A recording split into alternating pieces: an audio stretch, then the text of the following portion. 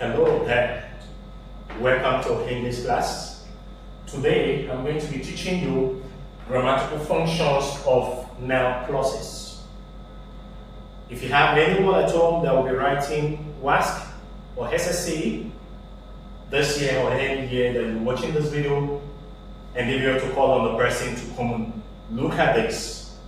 Alright, I brought out this topic mainly because many students that have encountered do have problems identifying grammatical names and functions.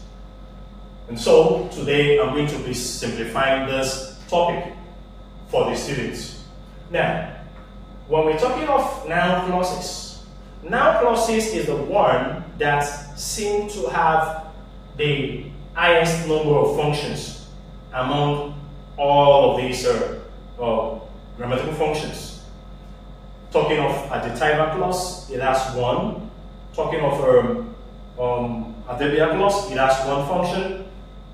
But when we are talking of noun clause have 5 functions, and many students do encounter problem stating these functions. Alright, as you know, in the external examination, like in WAEC and NECO in Nigeria, the mark allotted to grammatical function is 2, while that of grammatical name is 1. So you can see, as tiny as 1 or 2 marks could be, it could mar or make a student in any examination. Alright, so listen to me as I teach you this. Now, subject of the verb. Grammatical, the noun clause can function as subject of the verb in a sentence. It can also function as subject complement. Noun clause also functions as an object of the verb. And then it also functions as object complement in a sentence. And then object of the preposition. So it also functions as what? Object of the preposition. So these are the 5 functions of noun clause in any given sentence or in any given exam. Alright? So now we're going to be picking them one after the other, and then we will discuss for your understanding. Alright? So the subject of the verb. If a noun clause is going to be functioning as subject of the verb, one important thing to note is that this must appear at the beginning of a sentence. Such a noun clause must appear at the beginning of a sentence. And another element is that it must appear before the main verb in the sentence. When we refer to the main verb, which is the action verb, action verb is the one that tells us what a subject performs in a sentence. The action performed by a subject. A subject is the person that does something in a sentence, while the object is the receiver of the action. I hope you're following.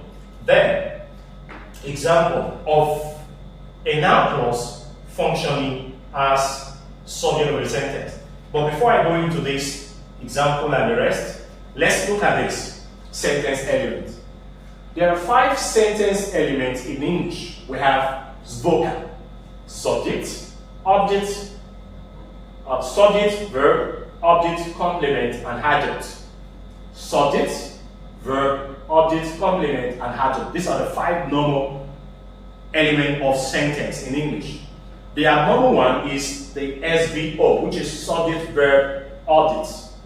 So in any sentence where we have subject, verb, object, I'm going to be talking about that later. But the normal one is usually the subject, verb, object, complement. So in a situation where you are asked to identify the grammatical name, that is why I wrote this here. Alright? So the end word of any grammatical or any given sentence determines the grammatical name. And what I refer to as the head word is the first part of speech in that given expression.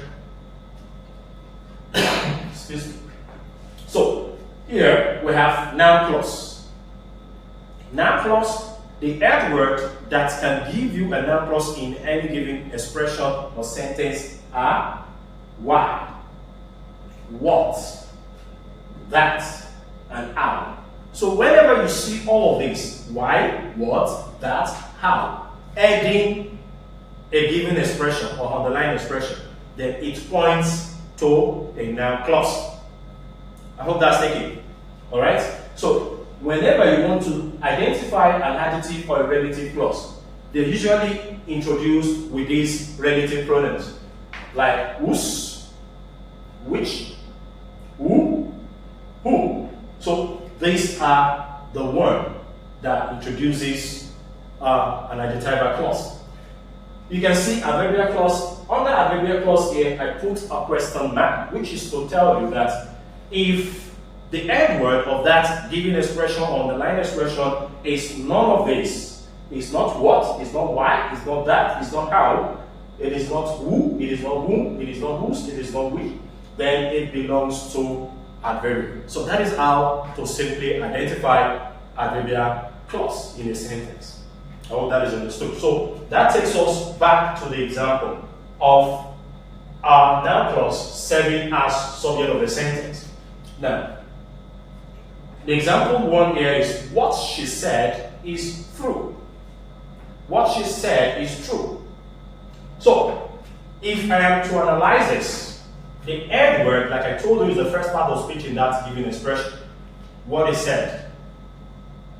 What is said is underlined. So, the end word or the first part of speech in that place is what. Where is what in this end word place? This is what. So, which shows that we have what? A noun. A noun. A noun. And then we have, okay, let me simply give you a formula. Wherever you have subject plus verb in any sentence, we refer to it as a clause. Wherever you have subject minus a verb in the sentence, we refer to it as a phrase. That's the simple way for you to identify a phrase and a clause. Now, what I mean by S plus V is equal to clause is that there must be presence of subject, there must be presence of verb in that sentence, and if you have that, then you have a clause. If there is a presence of subject and absence of verb in the sentence, it means you have a phrase. So in this case, do we have a subject? Yes, we do. Can you mention it? She is our subject. Alright? Do we have a verb? Yes, we do. Where's the verb? Said. So S plus V is equal to what? A clause. That means we have noun clause. Is that understood? Right? Then what is the function? What is the function of this sentence? Okay? Now, this is it. Subject comes first in any given expression before the main verb. After the main verb, we have the object. And after the object, we usually have a complement. And that's why I gave you the abnormal and the normal element of the sentence here. It means wherever there is an object in the sentence, then you must have a complement after it. Or let's say, wherever you want to have a complement in a sentence, there must have been an object. But if there's no complement, if there's no object, there must be no complement. That's just the implication. Alright? So, looking at that now, what is underlined here is coming before. Okay, let's first identify our main verb in this sentence. The main verb is. Main verb is what? Is. Is this underlying expression, is it coming before is or after it? Definitely it is coming before it. So if it is coming before the main verb, like I said here, it appears at the beginning of the sentence, it appears before the main verb. Then you say it is subject. So it is now going to be subject of the verb. But you're not going to end it at that. You must tell us what verb is this serving as a subject to. So you quote out the main verb. Where's the main verb? Is. Subject of the verb, what? Is. That's one mark. Now to identify the, okay, so that's 2 marks. This is 1 mark, this is 2 marks. So 3 marks, that's all. Now, Number 2 example of a noun clause serving as subject of a sentence. Why she quit a job? Why she quit a job is a mystery. Why she quit a job is a mystery. And why she quit a job is underlined. Remember the head word of a noun clause. Can you see? Why? Why? So each tells us that we have a noun. Are we following? Then remember our formula: S plus V and S minus V. S plus V is equal to clause and S minus V is equal to what? A phrase. So do we have subject and verb in this sentence? Definitely. She, our subject, quit, our verb. That's S plus V. Then clause. So we have a noun clause. That's just the simple way to identify it. After then,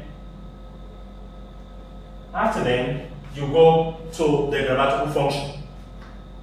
GN and GN. So the grammatical function now, does it come, where's the main verb? Where's the main verb in that sentence?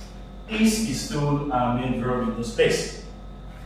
Does what is being underlined here come before is or after is?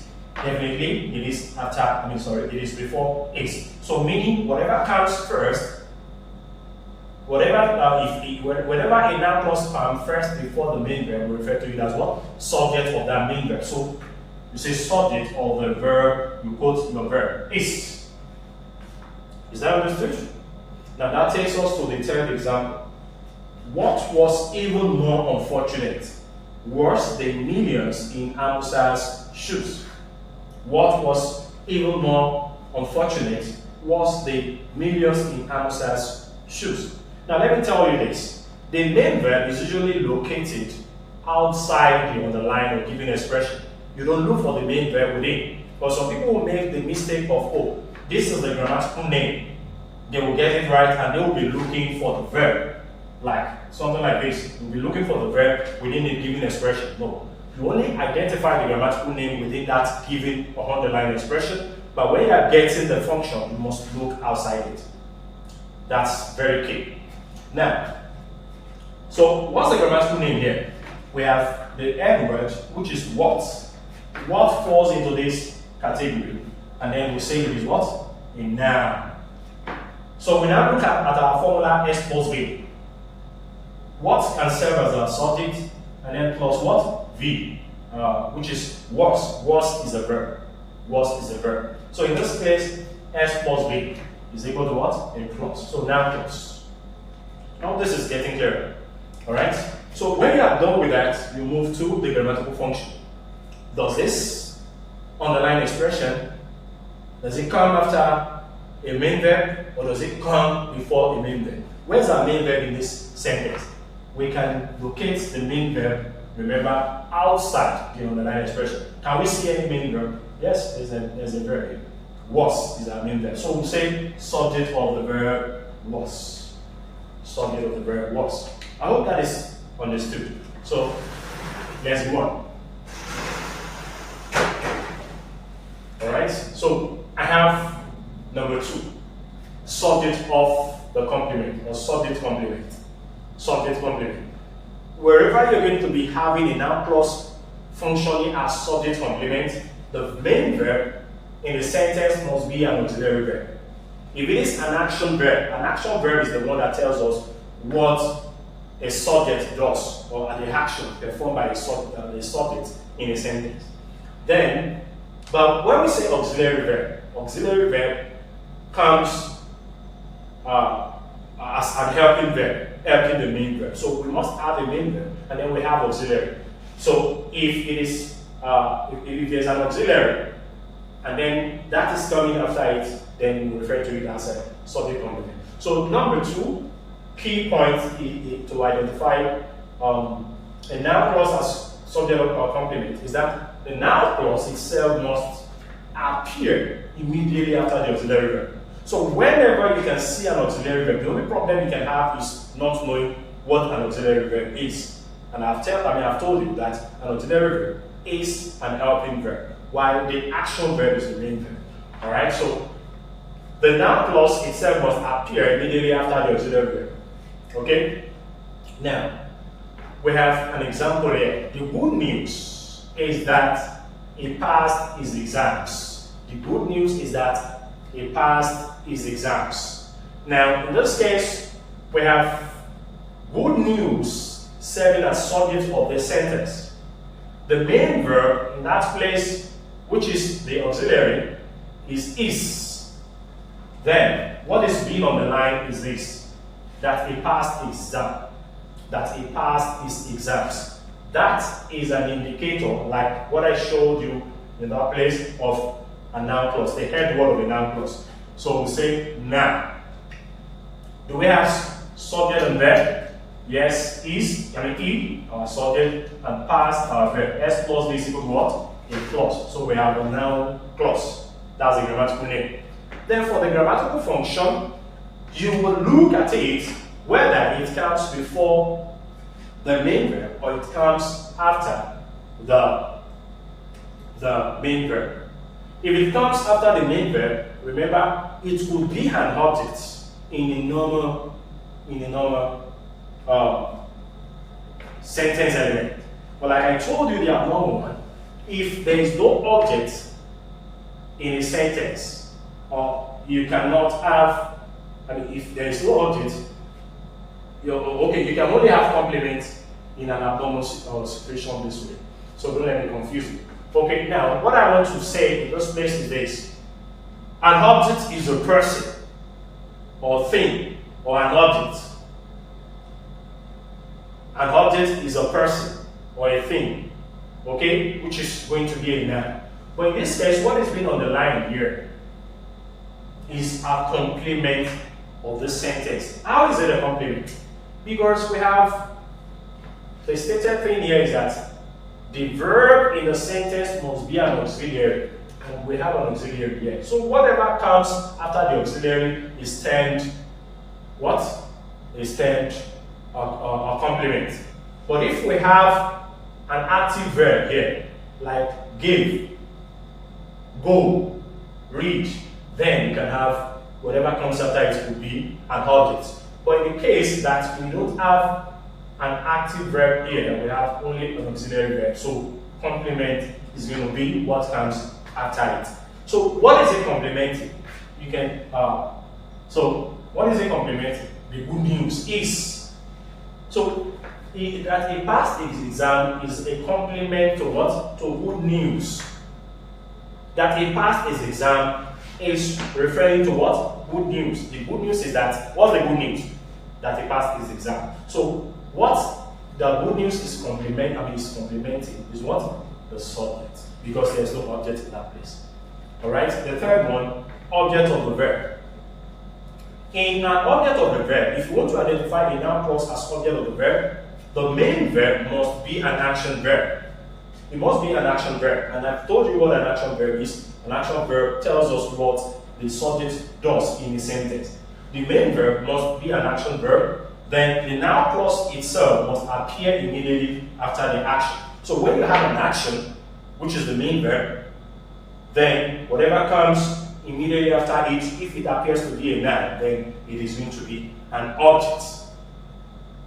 Are we following? Now, let's look at this. The man gave. The man gave. Gave is our main verb in this place. The man is our subject in this place.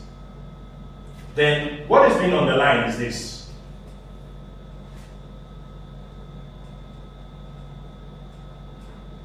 What the children.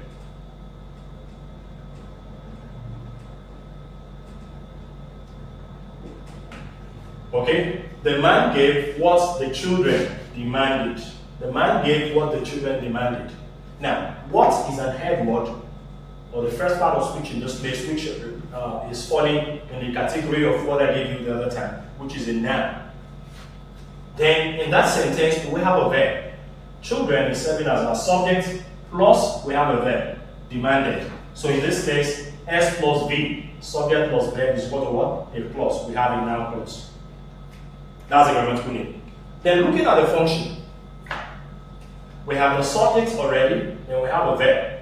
So what comes, if you look at the verb, if it is an active verb or action verb, then the noun that comes after it, which is children, object. So children is going to be an object. Object of what? Of the verb give. But if it is, okay, assuming we have something like is in those place of words, then what we have here is going to be a complement. It is no longer going to be an object. But since we have an active verb here, then we have a noun after the active verb. The noun is going to be an object, or sorry, it's going to be an object to this active verb give. I hope this is understood. So that's why we have object of the verb give. If you have any question regarding this topic, you can do well to send them to me in the comment section. We will continue with the remaining class tomorrow. So do try to like, comment, and share so that you can enjoy more of lessons like this. Thank you.